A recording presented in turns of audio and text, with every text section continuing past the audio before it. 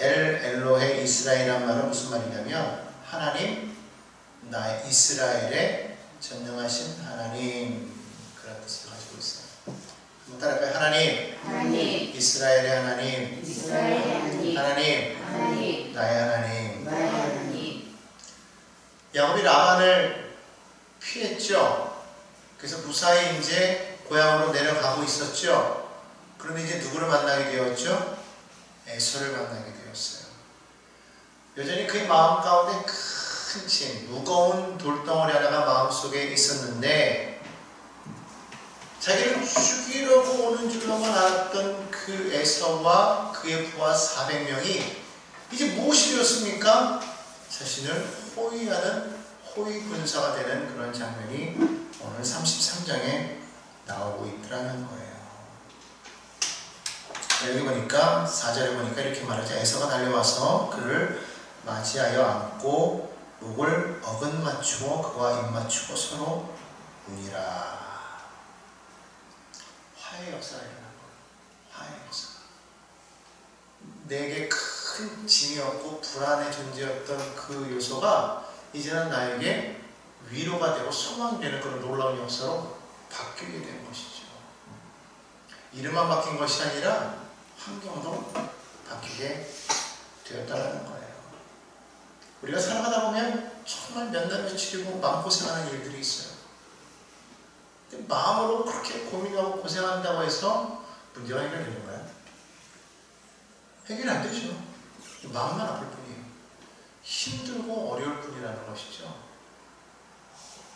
그런데 놀랍게도 야곱에게 있어서 그것이 하나님의 은혜로 해결되었단 말이에요. 우리 그럴 때 있잖아요. 어떻게 해야 될지 모르는 그런 어둠의 밤이 지나고 났는데 어느 순간에는 그 문제가 해결되는 거예요. 내 능력의 밖에 있던 것이 내 힘으로가 아닌 정말 은혜로 그것이 해결되었을 때, 여러분 그럴 때 경험한 적 있으시죠? 그럴 때 얼마나 마음이 좋습니까? 이러한 것이 끝나고 났을 때 여러분은 뭐 하셨어요? 문제가 해결되었으니까 감사. 그렇죠? 어디로 먼저 달려갈 것 같아요? 하나님께. 그런 사람도 있지만은 문제가 해결되니까 들러가는 사람도 있더라는 거예요.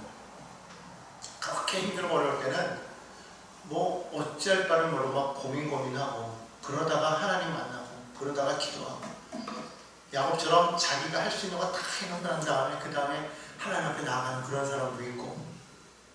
근데 어쨌든 됐단 말이에요. 자, 그러면은 야, 이게 정말 내 힘으로 안 됐으니까 이건 정말 하나님의 은혜야 라고 생각해서 하나님 앞에 나가야 되고, 그 처음에 하나님께서 내게 하셨던 그 말씀을 한번 기억해 보면서 그 말씀의 자리, 약속의 자리로 나가는 게 맞는 건데, 자, 야곱은 어떻게 했을까요? 야곱은 과연 하나님의 약속의 자리로 나아갔느냐 이거죠. 하나님을 처음 만났을 때가 야곱이 어디서 만났다고 그랬어요? 베델에서 만났다고 그랬어요. 베델의 하나님, 그 하나님이 20년 만에 야곱에게 나타나셔서 이제 그 약속을 기억나게 하시고 다시금 고향으로 돌아가게 하시고 하나님의 그 약속을 이제 성취하기를, 이루기를 하나님은 알려주셨단 말이죠. 그러면 반드시 베델로 갔어야 되는 거죠. 그러시겠죠? 네. 아마 우리라면 그랬을 거예요. 그런데 여기 보니까 야곱은 어디로 갔냐는 거죠. 숫곳으로 갔다고 그렇게 이야기를 합니다. 분명히 야곱이 그 베델에서 거기서 하나님의 음성을 들었어요. 하나님이 찾아와서 약속의 말씀을 주셨어요. 야곱아, 내가 어디로 가든지 내가 너와 동행할 거야. 그리고 나서 다시 이 자리로 돌아오게 할 거야. 내가 너에게 복의 복을 더할 거야 말씀하신다. 야곱이 서운하잖아요. 하나님 정말 그렇게 하신다면 내가 이곳에 하나님의 집을 세우겠습니다. 그리고 내가 하나님께 11조를 바치겠습니다. 서운했단 말이죠. 그런데 그러지 않았다는 거예요. 사실 여러분, 우리가 잘 생각해보면 지금까지 야곱의 삶에 일어났던 여러 가지 많은 문제는 어디에서 비롯된 것일까요? 야곱이 하나님을 온전히 신뢰하지 못했기 때문에 너무 그 마음 가운데 욕심이 많았어요. 아주 그 욕망 덩어리예요.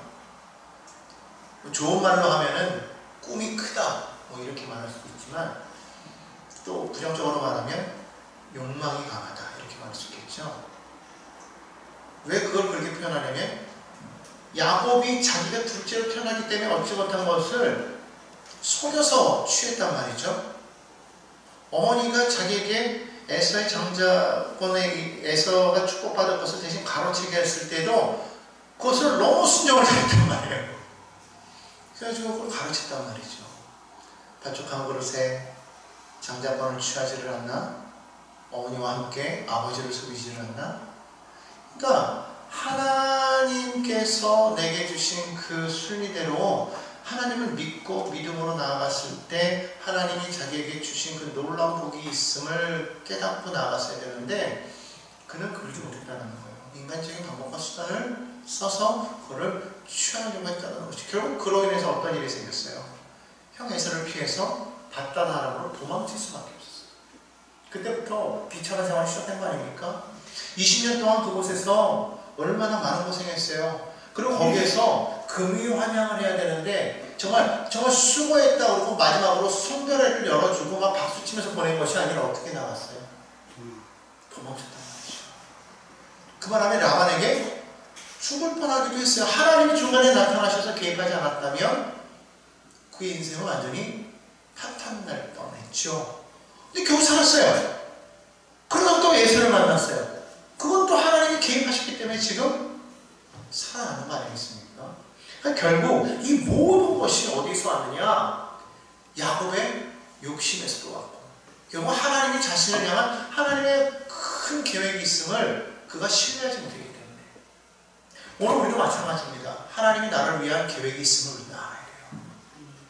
그러나 그게 우리가 왜 불안해하고 신뢰하지 못하냐면 하나님이 우리를 위해 얘기하신 모든 것들이 우리가 눈으로도 보지 못하고 귀로도 듣지 못하고 마음으로도 깨닫지 못하기 때문에 자꾸만 불안하고 염려하고 의심하는 거예요. 하지만 분명히 하나님은 그의 사랑하는 자들을 위해서 놀라운 계획을 세우고 계시다는 것이죠.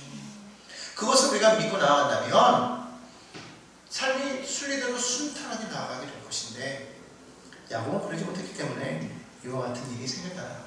그러면 이제까지 이런 모든 일을 경험하면서 야곱이 이제 깨달아야 될 거 아닙니까? 더군다나 야곱 강가에서 그가 하나님의 사람과 겨루어 이겼어요. 결국 하나님이라고 우리가 알았어요. 하나님과 겨루어서 이겼을 때 그가 거기에서 깨달은 것은 이제는 내가 정말 하나님밖에 의지할 데가 없구나. 하나님께로 나아가야 되겠구나 했어야 되는데 그는 그러지 아니하고 숫곳으로 갔다라는 거예요. 숫곳으로 갔다. 그러고 나서 제일 먼저 무엇을 했느냐 봤더니 집을 지었다고 그렇게 이야기를 합니다.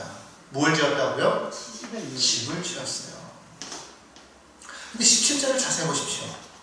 집을 짓기는 지었는데 그 앞에 뭐라고 써 있어요?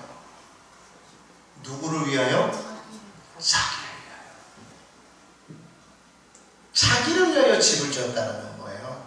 여러분 보십시오. 지금까지 다 하나님께 받은 은혜를 다 빼고서라도 일단 라반의 손에서 구원받았어요. 에서의 손에서 구원받았어요. 자, 그러면 적어도 이 정도가 되면 하나님의 은혜에 감격해서 사람이 바뀌겠죠. 하나님의 은혜를 이 정도로 체험하면 죽을 뻔한 고비를 2번이나 넘겼으면 적어도 그 사람이 하나님을 위해서 이제 살겠다라고 바뀔 것 같은데 야곱은 어떻게 되는 거예요? 이름만 바뀌었어요. 이름만 야곱에서 이스라엘로 바뀌었지 삶의 모습은 여전히 옛 야곱 그대로였다는 거예요. 왜 그랬을까요? 십자가의 경험이었다. 무슨 말이냐면 베델에서 하나님을 만났어요. 야곱 강가에서 하나님의 사람과 겨루어서 이겼어요. 물론 판도뼈가 부러졌어요. 그런데 여전히 그는 죽지 않았다는 거예요. 십자가의 체험이라는 게 뭐예요?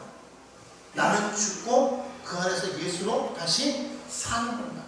바울의 고백처럼 바울이 갈라디아서 2장 20절에서 뭐라고 말하고 있습니까? 내가 그리스도와 함께 십자가에 못 박혔나니 그런즉 이제는 내가 사는 것 아니요. 그럼 누가 살아요? 오직 내 안에 그리스도께서 사시는 것이다. 그리스도에서. 그러니까 나는 죽고 누가 살아요? 그리스도가 살아요. 그럼 나는 어디 갔어요? 나는 이제 나는 그리스도 예수 안에서. 다시 말하면 내가 육체 가운데 사는 것은 나를 사랑하사 나를 위하여 자기 몸을 버리신 하나님의 아들을 믿는 그 믿음 안에 사는 것이라고 했어요. 그러니까 나는 그리스도 안에서 사는 거예요. 그리스도가 빠지면 나는 아무것도 아닌 거예요.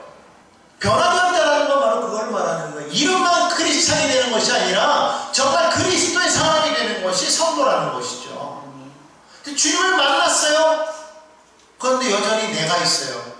그래서 모든 것이 다 누구를 위한 삶? 나를 위한 삶이 여전히 되어지고 있다는 거예요. 오늘 이것이 지금 야곱에게 있어서 아직까지 깨어지지 않는 부분이라는 것이죠. 참 희한해요. 사람이 그렇게 안 변해요.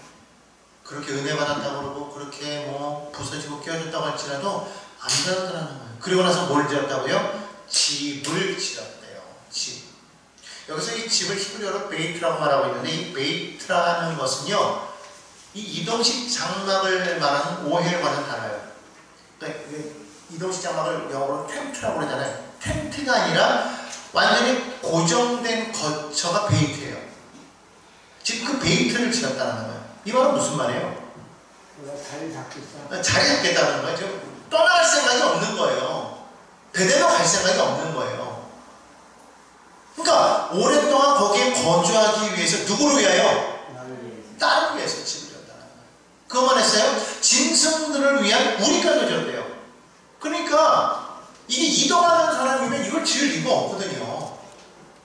근데 그거를 지었어요. 그리고 거기서는 아예 하나님을 위해서는 아무것도 하지 않았다는 거예요. 이 은혜 받은 사람의 모습은 아닌 것 같죠. 이 사람은 참 그래요.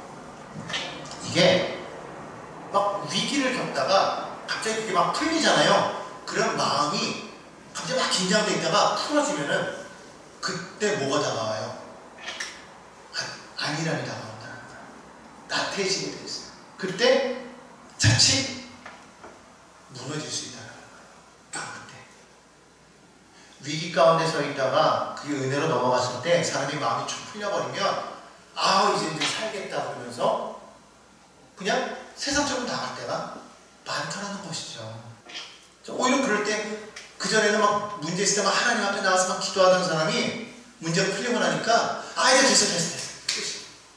그럼 하나님 잠시 빨리 가요. 그동안 못 누리다 못 누리고 올게요. 그러고 나간다는 거예요. 어떻게 보면 지금 이 야곱이 행한 그것이 그런 것이 아닌가. 과거 하나님의 천사와 막 실험해가지고 얻었던 이름 이스라엘.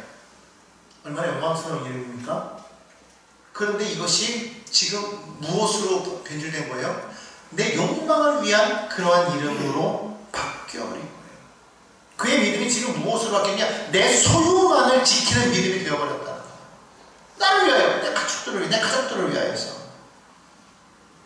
그런데 거기 머물다가 오늘 성경을 보니까요, 여기 밑에 보니까 18절, 바로 18절에 세겜 성읍으로 옮겼대요. 그렇게 또 베이트를 쳤는데 세겜으로 갔어. 베델이 아닌 세겜으로 갔어. 왜 세겜으로 갔는가 했더니 그 이유가요, 이 세겜 성읍이 너무 보기에 좋아 보였더라는 거예요. 누구의 모습이 생각납니까? 롯의 모습이 생각나죠. 롯이 소돔과 고모라를 바라보면서 너무 그곳이 애국 같고 에덴 동산 같아서 거기에 자기의 소유지로 딱 정해서 아브라함을 떠나서 나아가는데 점점 옮겨서 어디까지 가요? 소돔과 고모라 안으로 들어가잖아요. 지금 이 야곱이 그랬다는 거예요. 세겜으로 갔어요. 왜냐하면 세겜은 도시예요. 뭔가 완벽하게 지금 갖춰져 있다는 거예요. 그러니까 점점 뭘 따라서? 하나님의 약속을 따라서가 아니라 눈에 보이는 화려함을 따라서 가더라고요. 여러분, 우리가 많은 경험을 하고 많은 하나님의 은혜를 받았던 사람이 그 모든 문제가 갑자기 딱 풀려나자마자 믿음이 막 해이해지고 갑자기 흔들릴 때가 있어요.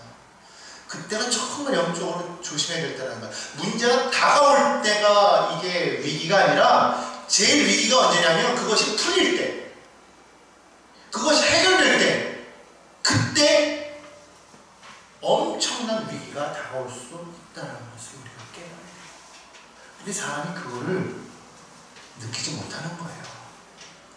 그럼 18절 한번 다시 한번 읽어볼까요? 야곱이 밧단 아람에서부터 평안히 가나안 땅 세겜 성읍에 이르러 그 성읍 앞에 장막을 치고. 자, 여기 보니까요, 평안히 세겜까지 왔대요. 사실 오면서 라반과의 문제가 있었고 에서와의 문제가 있었지만 하나님의 은혜로 평안히 왔잖아요. 평안히 왔단 말이죠.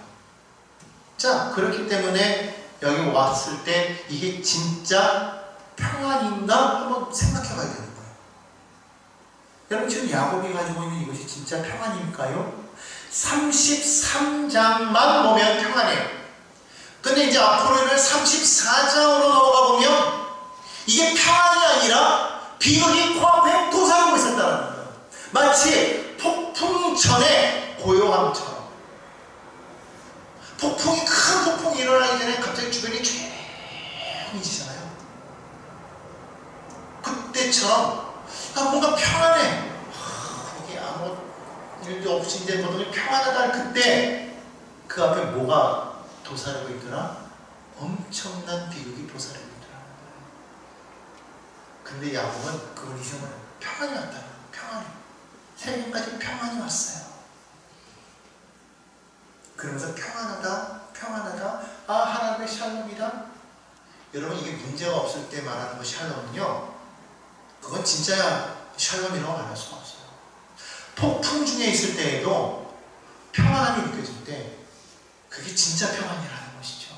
어떨 때처럼 바울이 로마로 향하는 배 안에서 유라굴로라는 광풍을 만나잖아요. 많은 사람들이 그 광풍에 의해서 두려워 떨었단 말이에요. 근데 그때 딱 한 사람, 누구? 바울만은요, 떨지 않았어요. 오히려 많은 사람들이 이렇게 말합니다. 사도행전을 보면 27장에 23절부터 이렇게 말합니다. 내가 속한 바 내가 섬기는 하나님의 사자가 어젯밤에 내게 께서서 말하되, 바울아 두려워하지 말라. 내가 가이사 앞에 서야 하겠고 또 하나님께서 너와 함께 항해하는 자를 다 내게 주셨다 하였으니, 바울도 두려워했었다는 것이죠. 그런데 하나님의 사자, 하나님 나와 함께 하신다는 걸 아는 순간 바울의 마음속에 뭐가 왔다는 거예요? 평안이 왔다는 거예요. 근데 여전히 광풍을 몰아치고 있어요. 그러나 그에게는 소망이 있어요. 뭐가? 하나님이 나로 하여금 가이사 앞에 서게 하신다더라. 여기서는 끝이 아니라더라. 광풍이 몰아쳐도 나는 안전하다더라. 이걸 듣고 나니까 사람들에게 뭐라고 말해요? 25절에 보니까 그러므로 여러분이여 안심하라고 했어요. 그러니까 안심해. 여러분 문제없어. 그러면서 바울이 자기 신앙을 고백해요. 나는 내게 말씀하신 그대로 되리라고 하나님을 믿노라. 이렇게 말해요. 여러분 어떻습니까? 여러분 광풍이 다가올 때 하나님의 약속의 말씀 믿고, 나는 지금 비록 광풍이 다가왔지만 광풍 중에 있지만 그러나 나는 이 약속의 말씀을 행하신 그 하나님을 믿습니다. 이렇게 고백할 수 있겠냐는 거예요.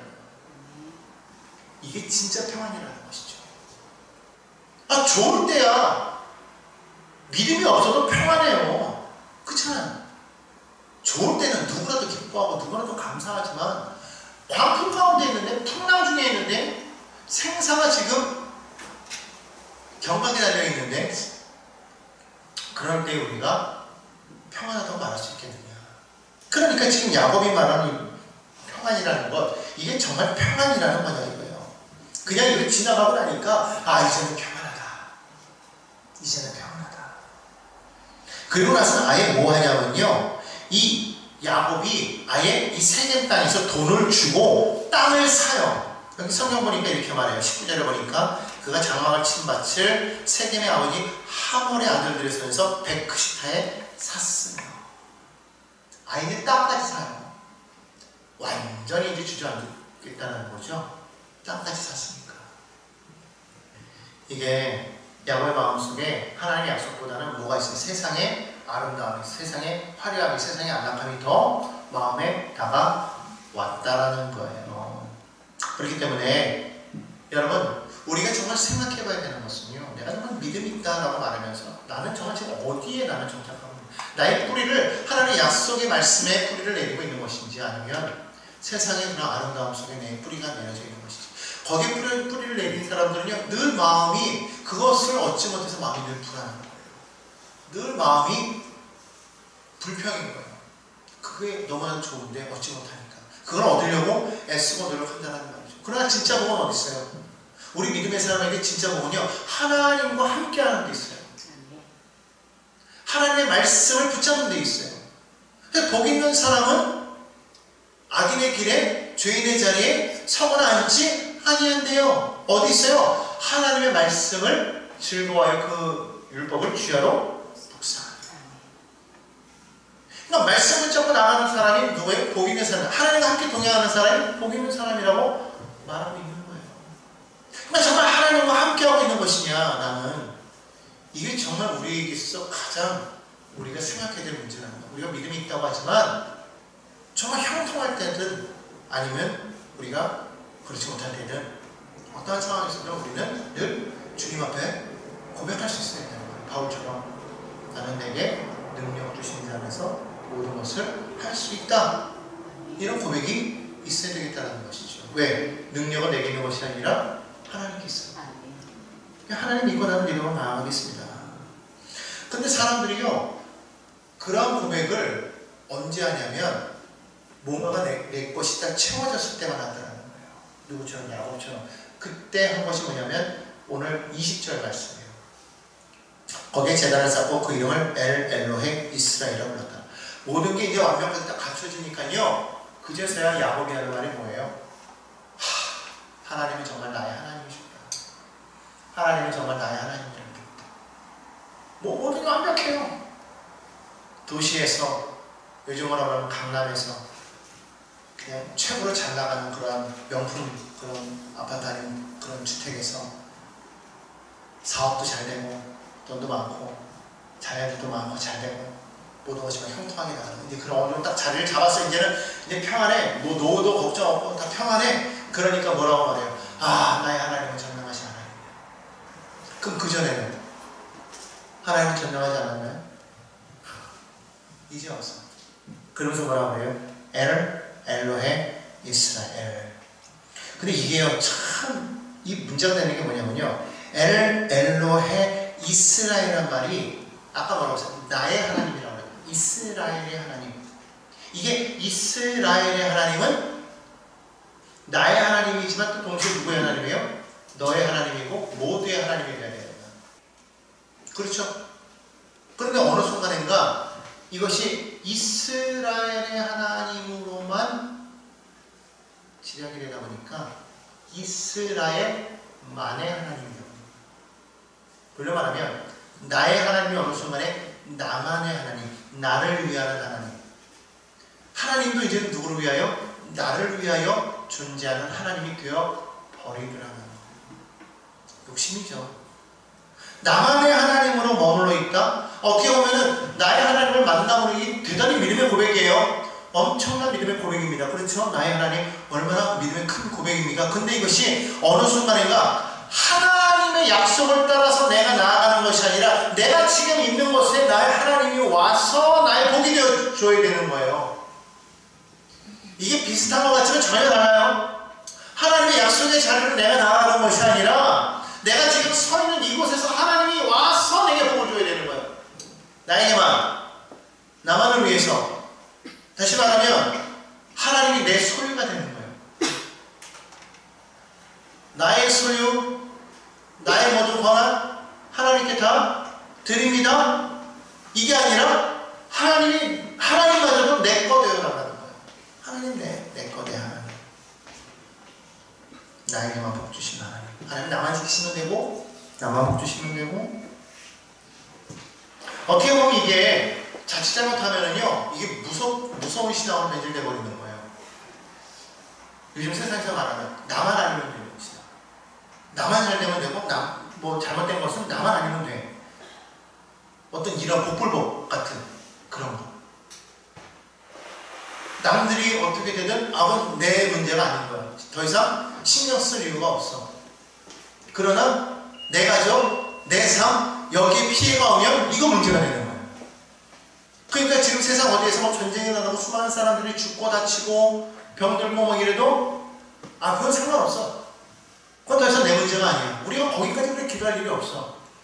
우리가 우리 가족, 나 자신을 위해서 기도하고 우리 가족만을 위해서 기도하는 것만으로도 목사인데 하물 우리나라도 아닌 남의 나라를 위해서 기도해? 그들이 전쟁이 나고 그들이 상처를 입고 아픔을 당하는 게 무슨 상관이야? 아니라는 것이죠. 심지어는 그것도 모자라서 우리나라 안에서 이런 여러 가지 사건 사건을 보면서도 우리는 안 그러니 감사하다. 무식해서 잘해. 여러분 이런 시간이 될 수 있다는 거예요. 오늘 교회가 우리는 은혜 받고 우리 구원 받았으니까 저들은 악하고 좀 믿지 않아서 저런 놈들은 싹 이게 실제로 이런 마음을 가진 사람들이 있어요. 교회 안에도. 우리는 구원 받았으니까 나만 아니에요. 하나님이 왜 이스라엘을 선택했는가? 너를 통하여 너의 후손이 복을 받고 나아가서 너와 너의 후손을 통해서 모든 민족이 복을 받기를 원한다. 하나님 말씀이에요.